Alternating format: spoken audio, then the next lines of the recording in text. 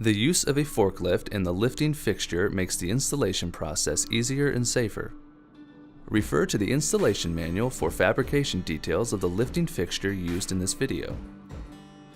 Do not work under the liftgate while it is suspended from the lifting device.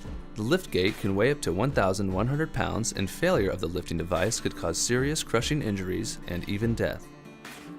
For steel platforms, place the lifting fixture over the liftgate. Next, place the threaded rod through the lifting hole in the platform. Install a washer and nut on the threaded rod.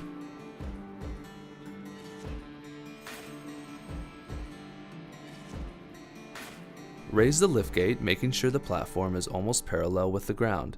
Use the threaded rod and nut to make the required leveling adjustments.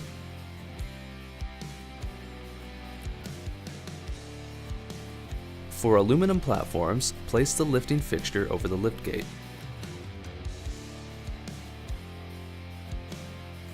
Next, place chains or a lifting strap around the lifting fixture and the platform. Make sure the lifting capacity of the chains or straps is strong enough to support the load of the liftgate. To prevent damage to the aluminum liftgate, use wood or other protective material between the lifting chains or straps and the platform to prevent damage. Adjust the chains or straps until the platform is almost parallel with the ground. Position the liftgate against the floor extension installation brackets. Now, center the platform on the floor extension. For steel platform models, use 2 large C-clamps, one on each side, to hold the liftgate against the installation brackets. For aluminum platform models, use some sort of protective material to prevent damage to the platform.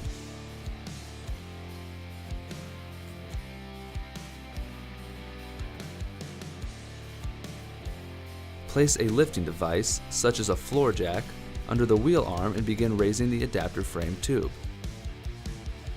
Do not bend the wheel arm during this process. Raise the adapter frame tube to the correct height of dimension B, which is based on the height of the truck bed.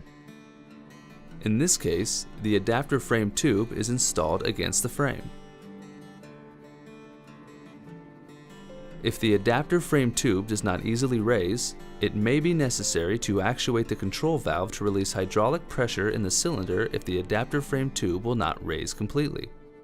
To actuate the control valve, it's necessary to connect a 12-volt slave battery to the motor start solenoid. Connect the red jumper cable to the positive terminal of the motor start solenoid. To prevent electrical arcing, place a piece of rubber or cardboard between the clamp of the jumper cable and the pump body. Connect the black cable to a ground on the pump box. For gravity down models, simply press and hold the control switch in the down position to release the pressure in the cylinder. For power down models, briefly press and release the control switch in the up position. Remember that pressing the up control will hydraulically raise the adapter frame tube.